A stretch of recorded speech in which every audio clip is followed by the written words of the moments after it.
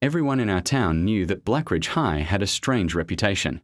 The building stood at the edge of the forest, its windows dark and hollow after sunset.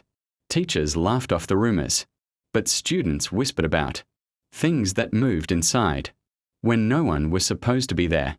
It started on a Tuesday. I had stayed late to finish a chemistry project. The janitor, Mr. Hale, locked the front doors at 8:30 p.m., but he knew I was still inside the lab and told me to leave through the side entrance when I was done. At 9:12 p.m., I heard it. Footsteps. Slow. Measured. Heavy. They echoed through the hallway outside the science wing. At first, I thought it was Mr. Hale making his rounds. But the steps were wrong. Too heavy. Too deliberate. They dragged slightly, as if something with uneven legs was learning how to walk. I opened the classroom door just a crack. The hallway lights flickered. The footsteps stopped. Silence swallowed the corridor. "Hello." I called out. No answer. Then, another step. Closer. I saw a shadow stretch across the lockers. It wasn't shaped like a person. Its head brushed the ceiling tiles.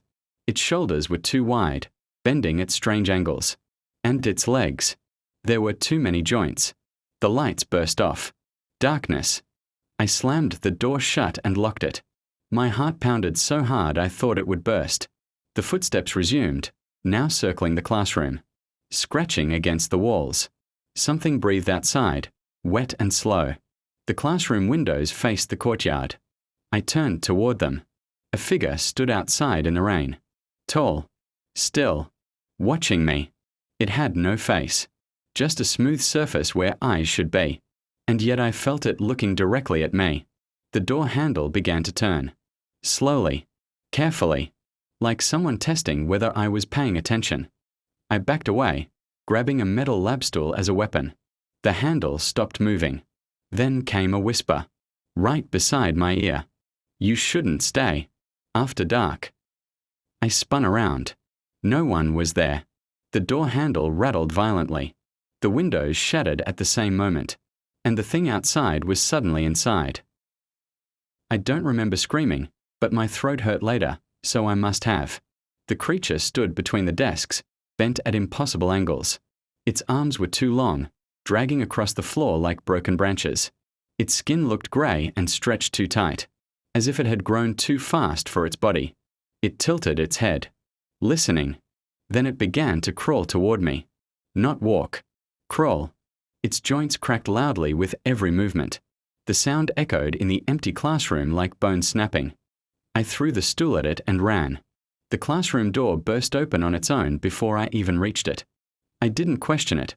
I just ran into the hallway. The corridor lights flickered red. The lockers were dented.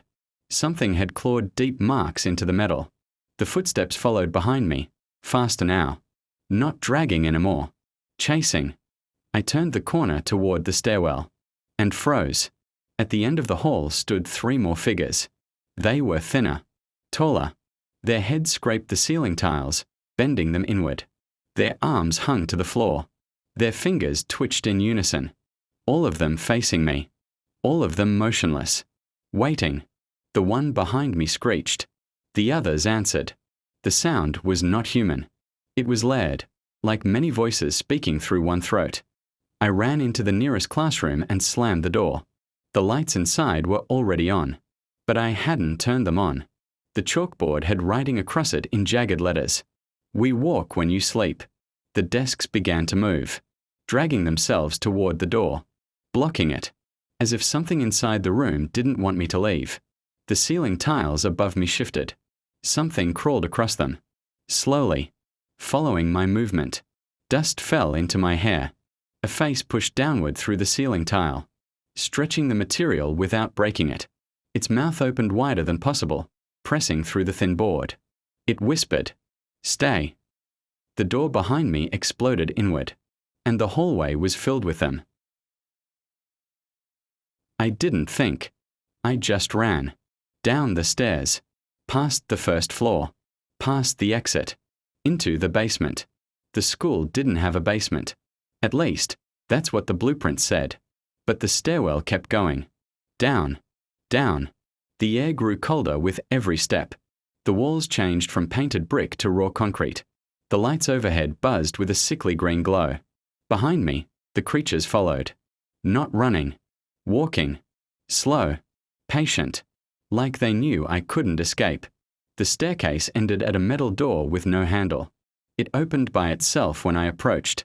Inside was a long corridor lined with old classroom doors. Each door had a small window.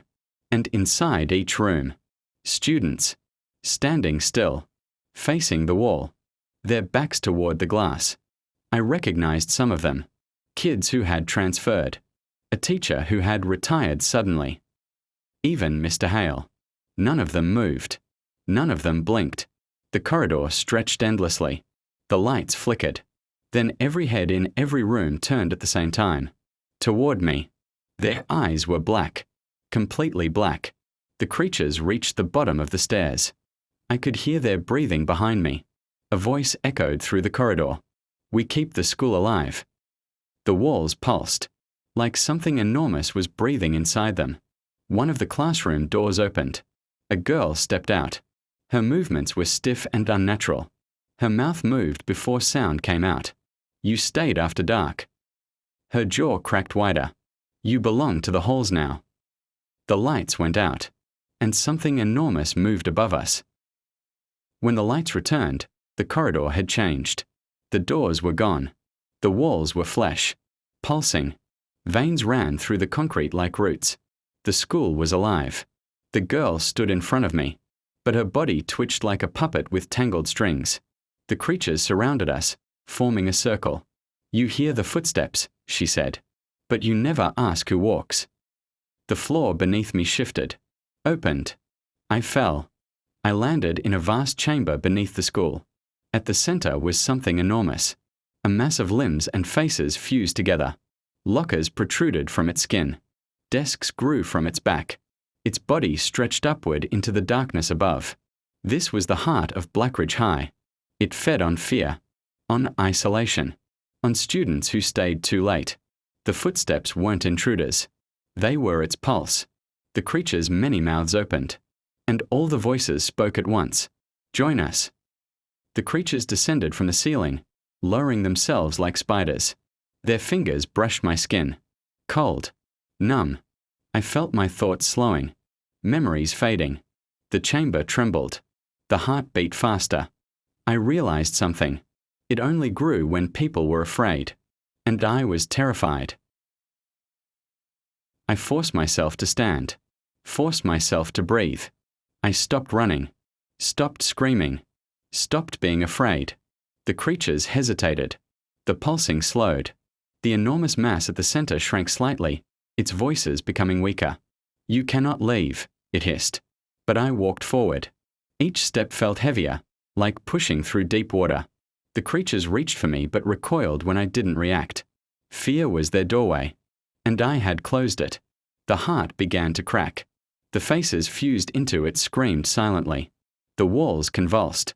The floor split open beneath the creature. I felt the school shaking above us. Lockers crashing. Windows breaking. The building was dying. The creatures screamed again, but now the sound was thinner. Fragile. The chamber collapsed. I ran toward the stairs as the walls turned back to concrete. The flesh vanished. The veins dissolved. By the time I burst through the side exit into the night air, the school stood silent behind me. Still. Dark. Empty. The next morning, Blackridge High was closed indefinitely. Officials blamed structural instability. No one mentioned monsters. No one mentioned missing students. But sometimes, when I pass the building at night, I still hear footsteps inside. Slow. Measured. Heavy. Waiting for someone to stay after dark.